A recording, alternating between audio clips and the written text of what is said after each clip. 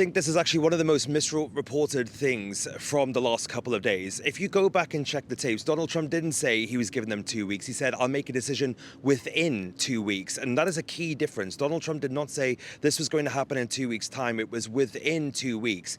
And I will say, if you can ask our boss once we get off air, I had a gut feeling that this was going to happen this evening because there have been small breadcrumbs dropped throughout the course of the week or so, which obviously these kind of events, hindsight is 2020. But there were small breadcrumbs that led throughout the week that got us here. Now, to break a couple of those down, on the more diplomatic side, we're now learning more, thanks to reporting from Axios and my colleague Barak Ravid, about the diplomatic behind the scenes here. That, combined with a couple of sources that I've spoken to, have kind of put the picture into a bit more focus. So we know that last Monday, Donald Trump was at the G7, and remember, he left rather abruptly. There may now be a couple of reasons for that. Of course, we heard at one point from Macron that it was because he was trying to broker a ceasefire with Iran. Donald Trump pushed back against that. But we are now learning from Axios that there was actually a phone call placed to Donald Trump while he was at the G7 from Recep Tayyip Erdogan, the Turkish president, who said that he was trying to organize some back-channel meetings with Iranian leadership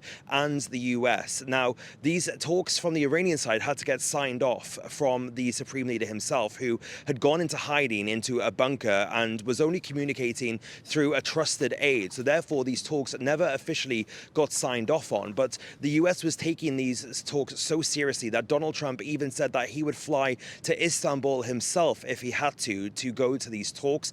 But it was much more likely that J.D. Vance and Steve Witkoff, the special envoy for the Middle East, was going to be the person that would have been sent to these talks to have with the senior Iranian leadership, including potentially the foreign minister and also the president. Ultimately, though, it transpired that the Iranians could not, like I said, get that signed off by the Supreme Leader. So those talks fell through. We then fell down to Friday, and I was working some sources here in D.C., European sources as well, to see what the kind of stakes of this meeting were that the EU leaders were having with the Iranians in Geneva. Because, of course, as we heard, it came out that the Iranians ultimately were not really looking to deal with the Europeans, that they only wanted to deal with the Americans.